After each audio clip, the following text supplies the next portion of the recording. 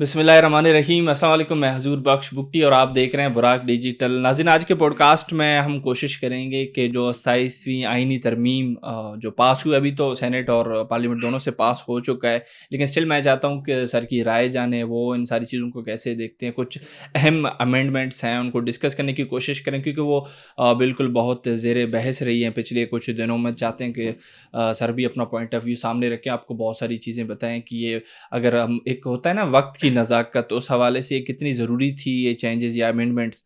तो सर कैसे देखते हैं इन चीज़ों को, और जो जो कुछ लोग क्रिटिक्स रखते हैं इस चीज़ पे, तो उनको भी मैं चाहता हूँ कि एक मतलब उनके पास एक दूसरा नैरेटिव भी जाए, वो भी सारी चीज़ों को देखें, और सुनने वाले भी देखें कि वो क्या समझते हैं। इन सारी जो चेंजेस आए हैं, जो अमेंडमेंट्स आए हैं, वो उनको किस एंगल से इन चीज़ों को देखना पड़ेगा। इन सारी चीज़ों पर बात करने के लिए मेरे साथ जुड़े आशिर अजीम साहब, हमसे बात करते हैं। सर खुश आमदीद। मुफ्ती साहब, thank you very much for having me on your show.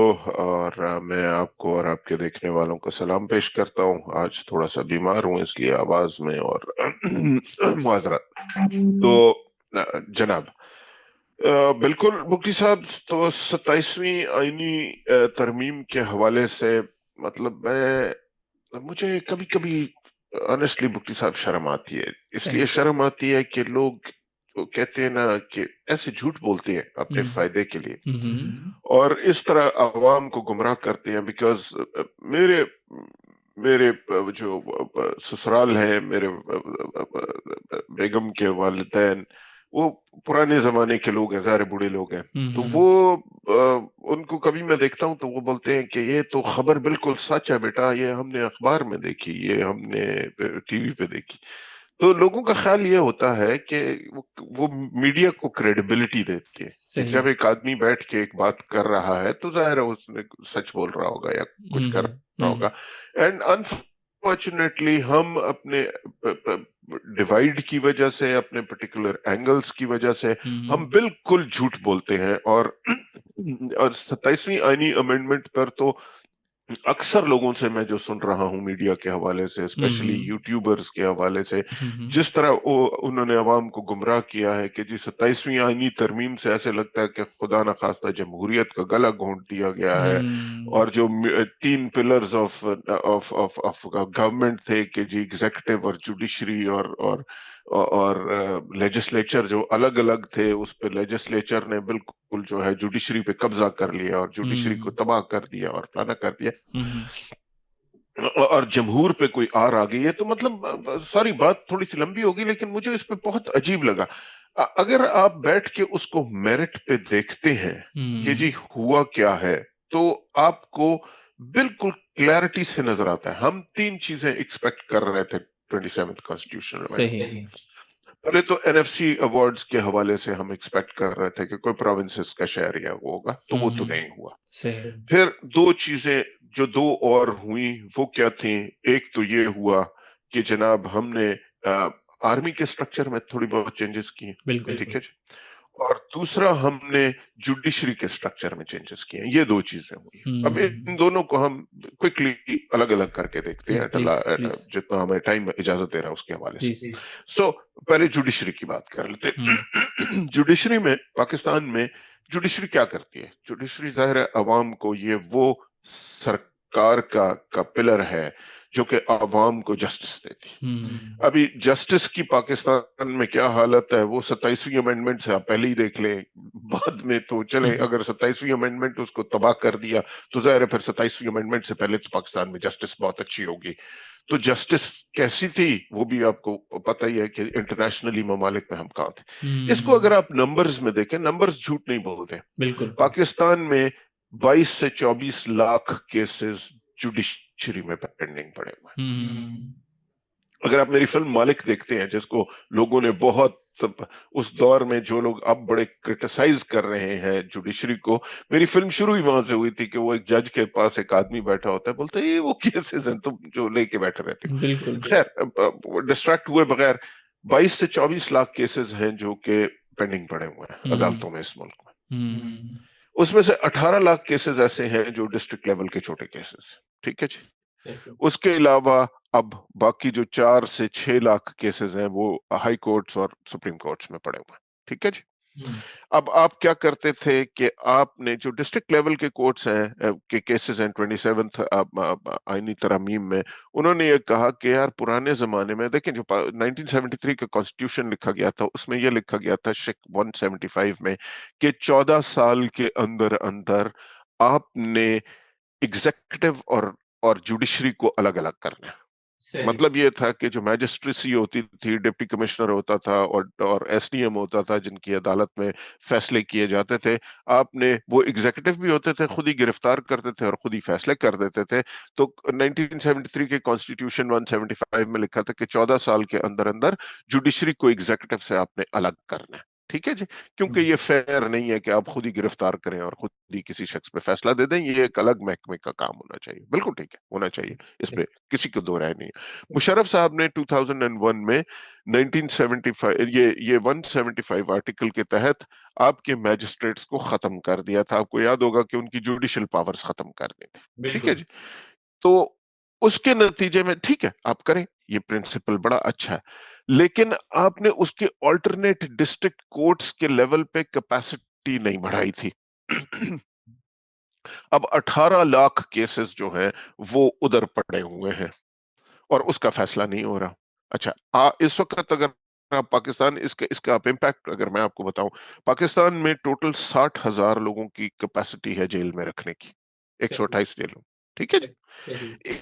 اس وقت 102 لوگ، 1,02,000 لوگ اس 60,000 کی کیپیسٹی میں ہے، اور اس میں سے 74 to 75% لوگ وہ ہیں جو جن کے ٹرائل ہی نہیں ابھی شروع ہوئے۔ صحیح سو آپ یہ دیکھیں کہ ایک آدمی جس کو ابھی گرفتار کیا گیا ہے، اس کی اور یہ چھوٹے لیول کی سزائیں تھیں اس کی، وہی جو ڈسٹرکٹ لیول کی سزاؤں کی میں بات کر رہا ہوں، یہ صحیح جس میں بہت توپ چل گئی تو 6 مہینے سزا ہوگی، ٹھیک ہے جی۔ کوئی دیسی شراب بیچارہ لے کے جا رہا تھا، اس نے پی لی، کسی کی جیب سے 50 گرام چرس نکل آئی، کسی کا کچھ ہوا، کسی کا کچھ ہوا۔ ان لوگوں کے فیصلے میجسٹریٹس کر دیا کرتے تھے۔ جنرل مشرف نے وہ تو ہٹا دیا، میجسٹرم کر دی، ڈسٹرکٹ کورٹس کیا ہے وہ لیول آپ بڑھا نہیں پائے۔ اس کے نتیجے میں یہ پینڈنسی ہو گئی، اور جیلوں میں وہ آدمی جس کی ٹوٹل سزا ہی شاید 3 مہینے تھی، وہ 10 مہینے سے تو بیٹھا اپنے ٹرائل شروع ہونے کا انتظار کر رہا ہے۔ اب یہ کیا عوام کے ساتھ کوئی بڑا فیور کر رہی تھی یہ جسٹس اور جوڈیشری سسٹم اور ان کی انڈیپینڈنس؟ تو اگر 27ویں آئینی ترمیم کے میں جسٹس کے ایشوز پہ آپ نے ایک تو بڑا چنک یہ کیا ہے کہ آپ نے کہا کہ بھائی ہم وہ ڈسٹرکٹ میجسٹریسی واپس لا رہے ہیں، یہ اچھا اقدام نہیں ہے، ٹھیک ہے جی۔ جوڈیشری اور ایگزیکٹو کو الگ ہونا چاہیے۔ ہمیں یہ واقعی کوشش کرنی چاہیے کہ آپ ایک ڈسٹرکٹ کورٹس آپ بنائیں، بہت زیادہ بنائیں، لیکن یہ اس وقت آپ کے پاس اتنی ریسورسز نہیں ہیں۔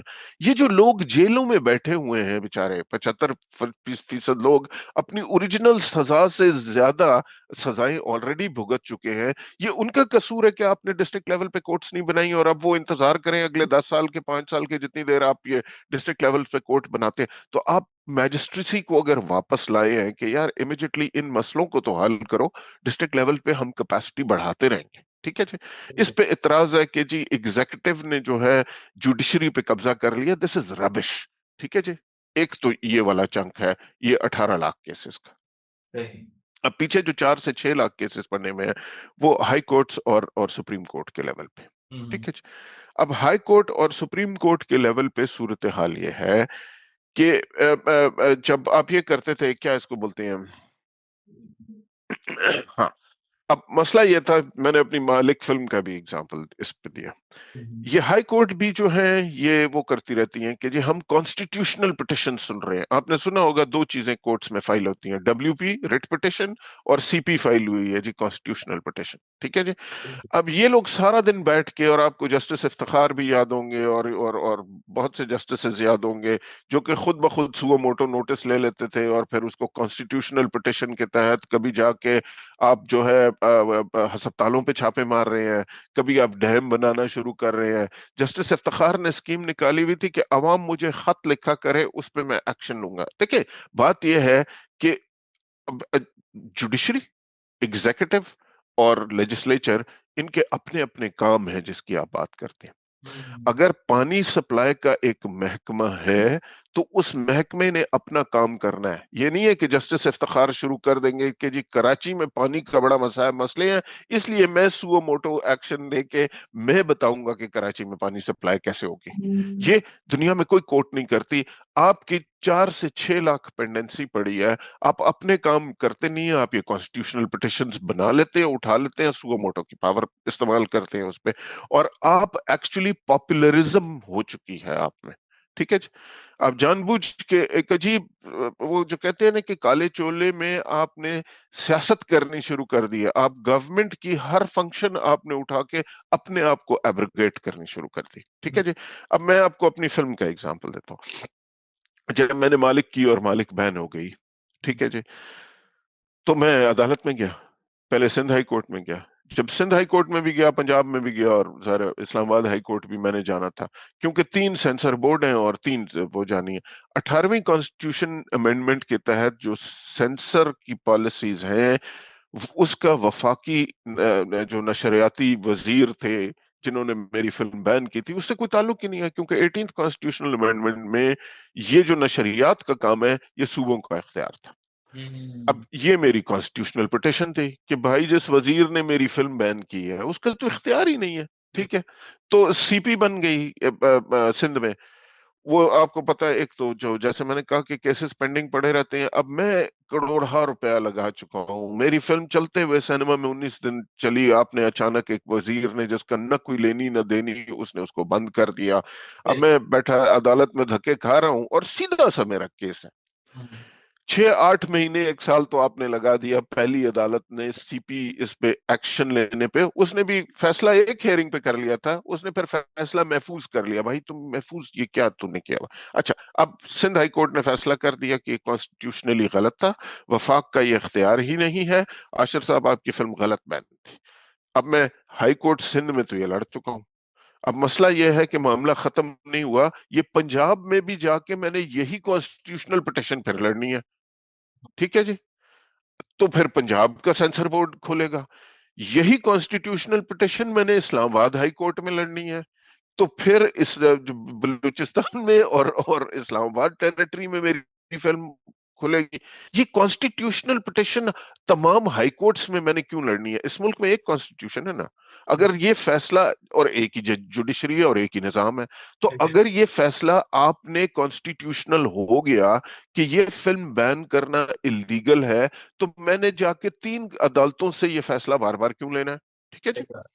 چوتھی چیز یہ ہے کہ جب تک میں نے یہ فیصلے ہر عدالت سے جا کے لیے, ظاہر وفاقی حکومت نے میرے خلاف سپریم کورٹ میں اپیل کر دی. اب میں نے چوتھا سپریم کورٹ سے جا کے یہ کانسٹیٹیوشنل پٹیشن کا پھر سے جواب لینا ہے کہ بھیا یہ وفاقی, آپ مجھے اس کی تک عقل سمجھا سکتے ہیں؟ سب بالکل نہیں. کوئی سمجھا دے جو اس کا بڑا کریٹک ہے. سو اگر گورنمنٹ نے یہ کیا ہے کہ کانسٹیٹیوشنل امینڈمنٹس کی الگ کورٹ ہوگی, بالکل. اور تمام کانسٹیٹیوشنل میٹرز جو ہوں گے وہ اگر وہ پروونسز سے ہوں یا وفاق سے ہوں, تو سپریم کورٹ بھی اس کانسٹیٹیوشنل کورٹ کو بھیج دے گی. گورنمنٹ وہ پروونسز بھی اس کانسٹیٹیوشنل کورٹ کو بھیج دیں گے. کانسٹیٹیوشنل کورٹ ایک الگ اتھارٹی ہوگی جو کہ کانسٹیٹیوشن پہ ایک دفعہ فیصلہ کیا کرے گی, اور وہ پھر اپیلیبل نہیں ہوگا. اور باقی کورٹس کو اس نے چھوڑ دیا کہ بھائی تو اپنے کرمنل کیسز اور اپنے دیوانی مقدمے تم سیدھے سیدھے ٹھیک کرو. اور یہ کوئی نیا آئیڈیا نہیں ہے. جرمنی ایگزیکٹلی جو ملک کی سب سے پاورفل کورٹ ہے وہ فیڈرل کانسٹیٹیوشنل کورٹ ہے, گوگل کر کے دیکھ لیں. ٹھیک ہے جی. ساؤتھ کوریا جو سب سے پاورفل کورٹ ہے وہ فیڈرل کانسٹیٹیوشنل کورٹ ہے. ٹھیک ہے جی. ساؤتھ افریقہ, یہ تو میں آپ کو 2-4 ایگزامپلز دے رہا ہوں, آپ چلتے جائیں دنیا میں, لوگوں نے یہ کیا ہوا ہے. لیکن اس پہ وہ ہو مچی ہوئی ہے کہ جی اگر فیڈرل کانسٹیٹیوشنل کورٹ الگ کر دی تو جی جوڈیشری کی ساری پاورز چھین لی ہیں, پتہ نہیں کیا کر دیا ہے, اور ایک اندوہ ناک پتہ نہیں کیا بنایا ہوا. ٹھیک ہے جی. سو یہ سارے فیکٹس آپ کو سمجھنے کی ضرورت ہے. اور چونکہ ظاہر عوام تو بیچارے وکیل نہیں ہے نا جی, ان کو تو یہ نہیں پتا, اس کو تو اپنے کسی ایک کیس میں زندگی میں, اللہ ہر ایک کو ہمیں عدالتوں سے بچائے, تو اگر اس کو زندگی میں کوئی ایک, تو وہ واقعی سمجھتا ہے کہ یار جو مجھے بتایا جا رہا ہے پتہ نہیں پاکستان میں جوڈیشری پہ کیا ظلم ہو گیا. اور پھر اس پہ جناب ججز نے ریزائن کرنی شروع کر دی, کیونکہ ان لوگوں نے سیاست شروع کی ہوئی تھی. ٹھیک ہے جی. بالکل بالکل. مجھے یہ بتائیں ابھی مطلب میں تھوڑا سا جسٹس اطہر کے بارے میں کچھ بولنا نہیں چاہتا ہوں، کیوں میرے دوست ہیں، میرے بیچ میٹ ہیں، کسٹمز میں ہم دونوں اکٹھے تھے. ٹھیک صحیح ہے جی. تو جسٹس اطہر منیلا میرے کسٹم کے بیچ میٹ ہیں. صحیح. آپ کچھ کہنا چاہ رہے نہیں نہیں ہو؟ سر، میں یہی سن کے نا مجھے اچھا.